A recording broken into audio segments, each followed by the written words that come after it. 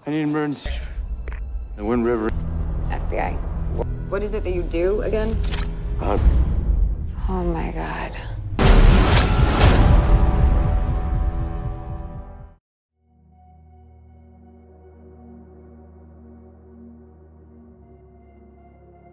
Di tengah dinginnya badai salju Wyoming, sebuah tragedi mengungkap luka lama yang belum sembuh.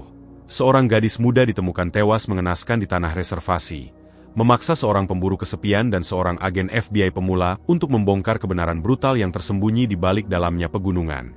Wind River bukan sekadar kisah tentang keadilan, melainkan tentang suara-suara yang selama ini dibungkam, suara para perempuan yang hilang tanpa pernah ditemukan, dan luka yang membeku bersama salju.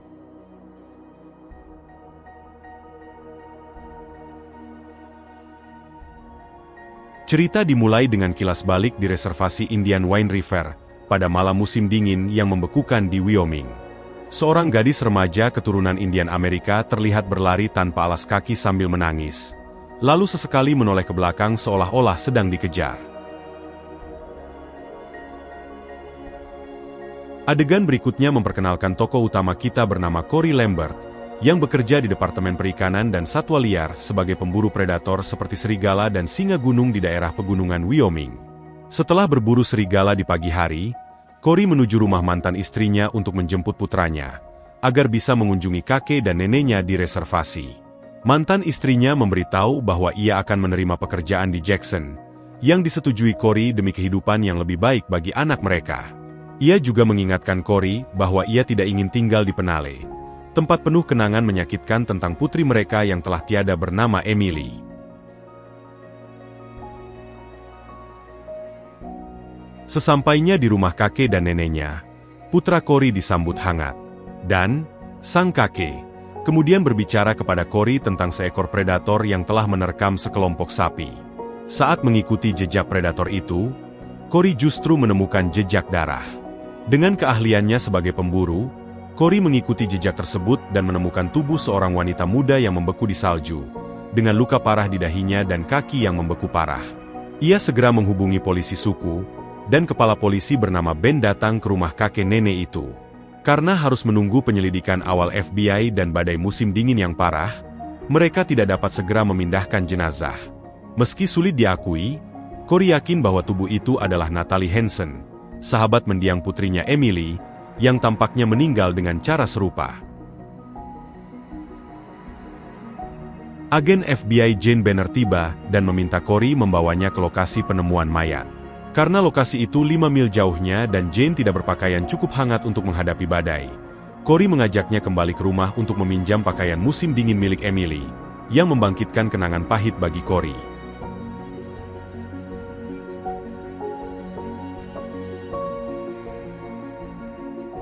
Setelah badai reda, Jane memulai penyelidikan awal dan menemukan darah di celana Natalie, lalu meminta agar Ben membawa alat tes kekerasan seksual. Ia memastikan bahwa kasus ini adalah pembunuhan. Saat bertanya kepada Cory tentang asal jejak lari Natalie, Cory menyebutkan dua kemungkinan. Seorang pecandu narkoba muda bernama Sam Littlefeather yang tinggal di dekat situ, dan lokasi pengeboran minyak yang ditutup untuk musim dingin.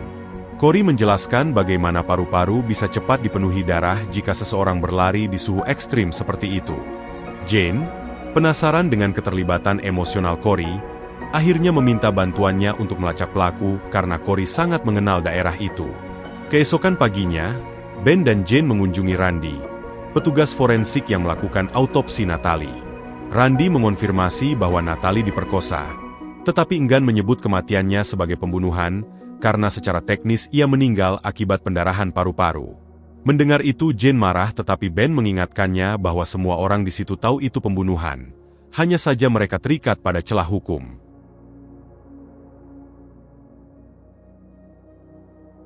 Ben dan Jane lalu mendatangi orang tua Natalie dan bertanya mengapa mereka tidak melaporkan putri mereka hilang.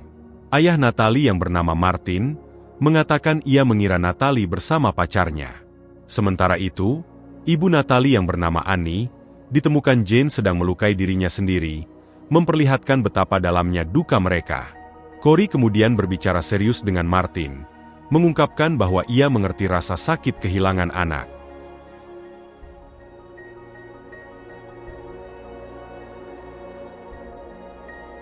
Martin yang juga kehilangan putranya karena narkoba, meminta Corey untuk melakukan apapun, termasuk membunuh pelaku, jika menemukannya.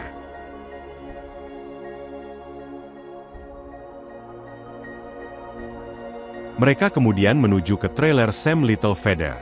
Saat ditanya, Sam yang sedang teler menyemprotkan semprotan merica ke wajah Ben dan Jane.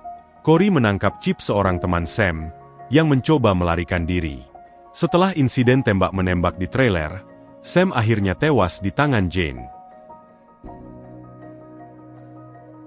Saat diinterogasi, Chip mengungkapkan bahwa pacar Natalie adalah pria bernama Matt, seorang penjaga keamanan di lokasi pengeboran.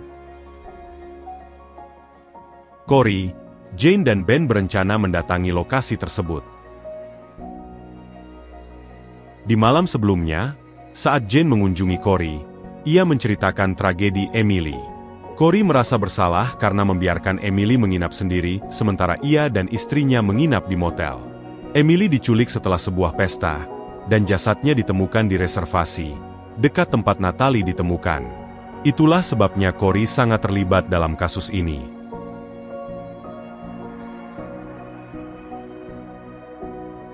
Keesokan harinya, Jane, Ben dan polisi suku pergi ke lokasi pengeboran, sementara Corey melacak jejak dari atas gunung.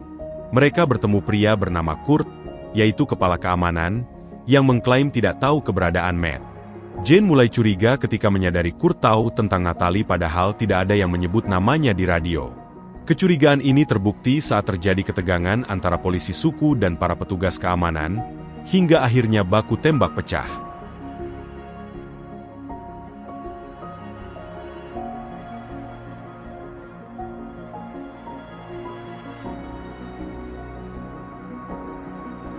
Jane terluka tetapi selamat berkat rompi anti pelurunya. Ben dan para polisi suku tewas, sementara Corey yang berada di posisi lebih tinggi menembak para pelaku dari kejauhan.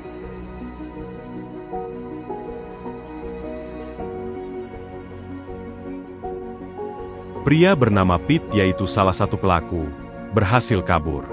Corey mengejarnya, menangkap, lalu memaksanya mengaku.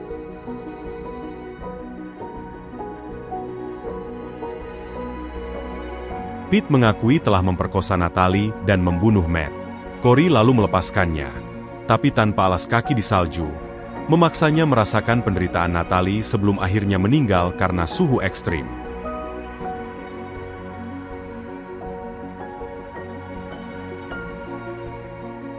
Corey kemudian mengunjungi Jane di rumah sakit, yang masih terguncang oleh peristiwa tersebut. Dalam adegan penutup, Corey mendatangi keluarga Natalie dan memberitahu Martin bahwa semua pelaku sudah mendapatkan balasannya.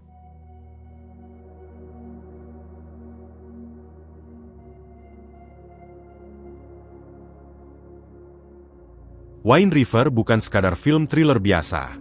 Ia adalah seruan pilu untuk sebuah kenyataan pahit yang sering diabaikan. Film ini mengangkat krisis nyata tentang perempuan pribumi Amerika yang hilang dan dibunuh, yang kerap kali tidak mendapatkan perhatian, investigasi, ataupun keadilan sebagaimana mestinya. Sutradara Taylor Sheridan tidak hanya menampilkan keindahan keras dari lanskap Wyoming yang bersalju, tetapi juga memperlihatkan kekerasan sistemik dan ketidakadilan sosial yang membelenggu komunitas asli Amerika hingga hari ini. Kisah Natalie dan Emily dalam film ini adalah gambaran dari ratusan, bahkan ribuan kasus serupa yang tidak tercatat dalam statistik resmi. Di dunia nyata, tidak ada database nasional yang mencatat secara khusus perempuan Native American yang hilang, membuat para korban seolah menghilang tanpa jejak, tanpa suara dan tanpa perhatian.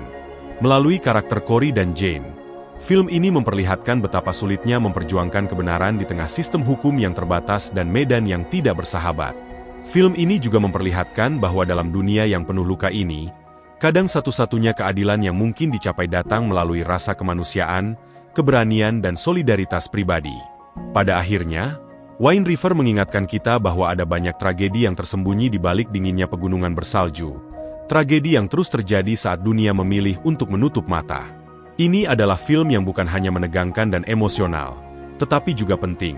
Sebuah kisah yang perlu didengar, direnungkan, dan dijadikan dorongan untuk perubahan nyata.